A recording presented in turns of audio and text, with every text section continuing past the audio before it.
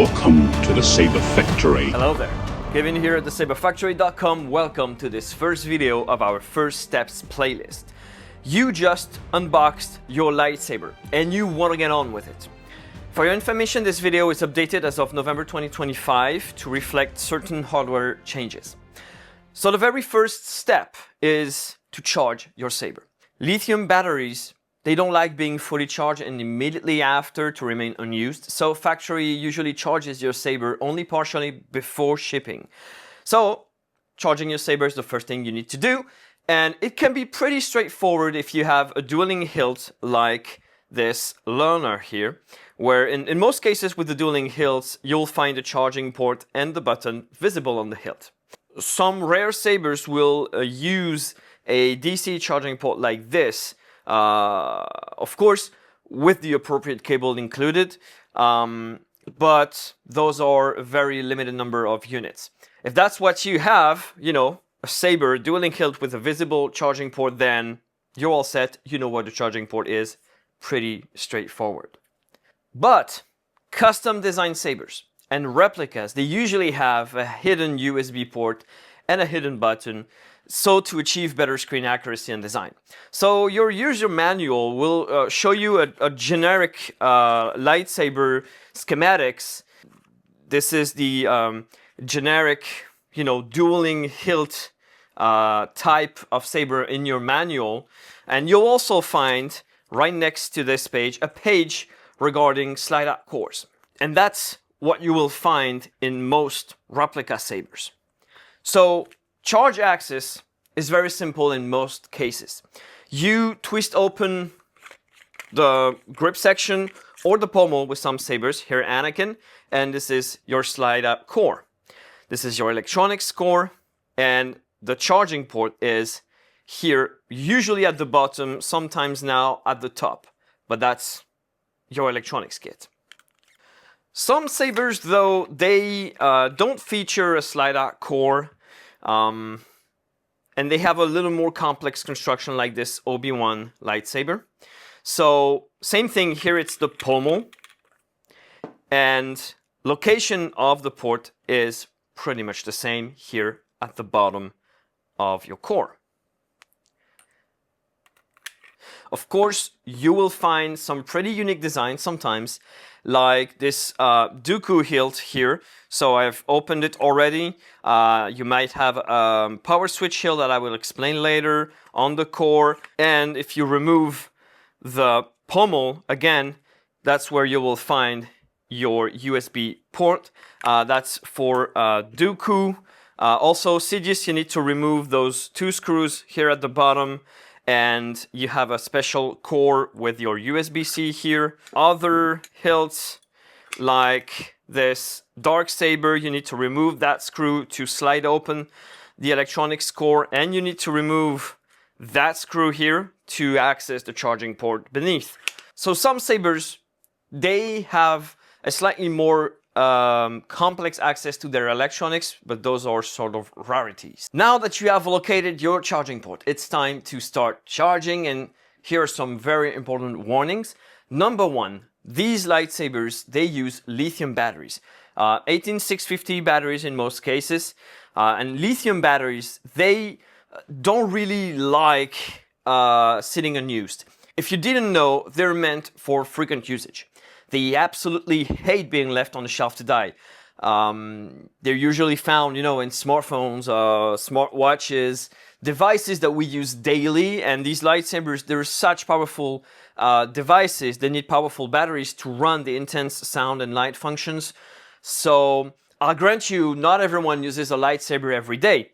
So these batteries, they need to be recharged every 2 months. Some more premium batteries like Keep Power or Nightcore, they can do with a recharge every 3 months, but in general you'll need to cycle through frequently to keep it in good health. So if you plan on keeping the saber just for display, I would advise you to remove the battery and put it in a proper recycling bin if you're never going to use it.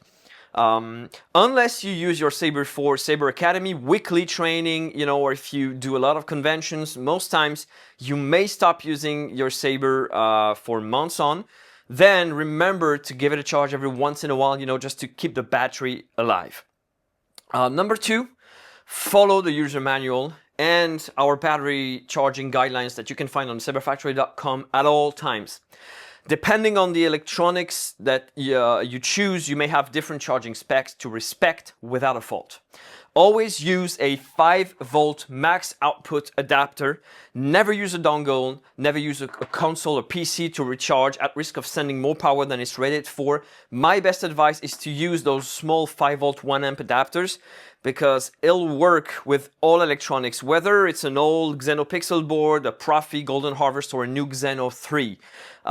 For instance, you will see on our website that the specs for USB-C Xeno 3 board is just 5 volt. And the amp range is managed by the BMS and the USB-C power delivery, so you don't really have to worry. But that wouldn't be the case with a Profi board. So you're at risk of frying your Profi chip if you don't use the specific 5-volt 1-amp adapter. So it's a very, very common adapter, this, you know, that you used to have with most phones and accessories and devices. So yeah, always read the specs, use the proper power adapter. We also sell a 5-volt 3-amp in our accessories that is international, works fine with Xeno 3 boards. And, you know, they represent 90% of what people end up choosing for their sabers. So there you go. Number 3, last but not least, ideally, always charge your saber under supervision. Don't leave it at home charging when you're away. Even more so when the battery is out in the open and not safely locked within the saber housing, because most times you will, you know, open your saber and you will leave the electronics and the battery out in the air. Lithium batteries are no joke.